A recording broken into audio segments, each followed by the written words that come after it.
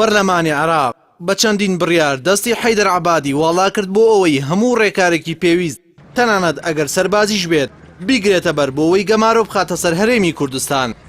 بڕیارەکانی پەرلەمان پێگاتوە لە 14 خاڵ هەموو ڕێکارە یاسایی و مەدەنی و سیاسی و دیبلۆماسیەکانی گرتووەتەوە بۆ گەمارۆدانی هەرێمی کوردستان کە سەرتا بەهێرشکردنە سەر کەرکووک و ناوچە دابڕێنراوەکان دەست پێ دەکات و بەجەختکردنەوە لە یەک پارچەی خاکی عێراق کۆتایی دێت.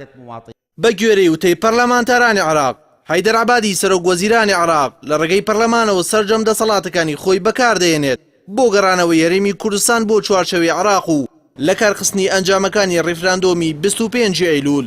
بەڵام پرسیارەکە ئەوەیە ئایا عەبادی دەتوانێت ئەم ڕێکارانە جێبەجێ بکات و بۆچی لەگەڵ پەرلەمان دەریان دەکات؟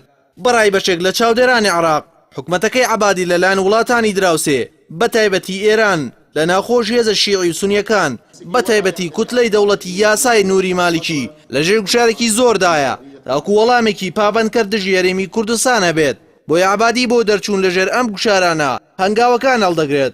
ئەوەش لە کاتێکدایە نایەوێت بۆی پرسی جیابوونەوەی کورد لە عێراق تووشی شکست بێت بۆ پێی سەرکەوتنی عەبادی لە شەڕی داعش شانسی ئەوەی پێدا لە هەڵبژاردنی مانگی تشرینی دووەمی ئەم ساڵ سەرکەوتوو بێت بەڵام ڕیفراندۆم ئەو سەرکەوتنە بەتاڵ دەکاتەوە. چاودێرانی عێراقی باسی ئەوە دەکەن هەنگاوەکانی عەبادی واتای تەواوی گەمارۆدانی هەرێمی کوردستان و تێکدانی ئەو تایبەتبەندیەی دراوە بە هەرێم و ماوەی 25 ساڵە کاری لەسەر دەکات.